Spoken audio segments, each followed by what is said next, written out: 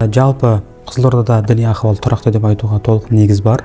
Қазір қала көлемінде 24 мешіт жұмыс жасап жатыр. Оның барлығы осы жамағаттың тұрақтылығы үшін, жалпы мешітке келуші біздің халықтың діни дұрыс білім алу үшін жұмыс жасап келе жатырмыз. Қасиетті Рамазан айы келді. Аллах Тағала қасиетті Құранында Рамазан айының туған көрсеңдер ораза ұстаңдар дейді. Бұл Алланың бұйрығы. Барша балиғат жасына толған, ақыл-есі дұрыс азамат-азаматшалар ораза ұстауы керек. Енді оның ішінде қазіргі кезде жастарымыздың ауыз бекітіп ораза ұстап жатқан жастарымыз өте көп. Бұл әрине бізді қуантады. Ғалымдардың мындай сөзі бар: ораза ол ораза ұстағаннан кейін басталады дейді. Бізде көбінесе жастарымыз оразаны ұстайды бір ай, сосын бір айдан кейін баяғы қаз қалпына түседі. Бұрынғы дұрыс емес әрекеттерін қайтадан жалғастырады.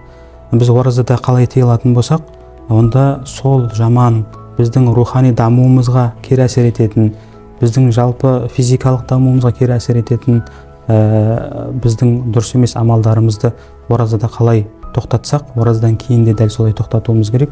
Біз соны насихат қыламыз.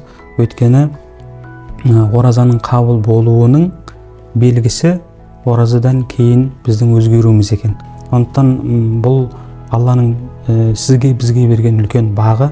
Өйткені оразаны қанша миллиардтаған адамның ішінде сіз ұстап сауап алайын деп, Алланың сізге назары түсіп, сіздің жүрегіңізге кішкене нұр ұялаған кезде, соны одан сайын ары қарай дамыту біздің міндетіміз. Сондықтан барынша жастарға айтарымыз, жалпы халыққа, қоғамға айтарымыз, осы ораза ұстау арқылы біз нәпсімізді тәрбиелеуіміз керек. Ихсан деген бағыт бар діни басқармада. Ихсан деген ол жан тазалығы.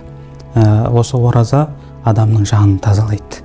Неге? Өйткені ораза ұстаған адам біреуді жамандамайды, біреуді ғайбаттамайды, өсек айтпайды, тілімен балағат сөз айтпайды.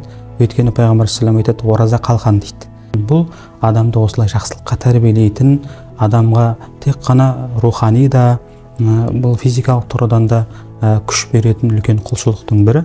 Сондықтан барша қазақстандық бауырларымызға қасиетті Рамазанда ұстаған оразалары қабыл болсын дейміз.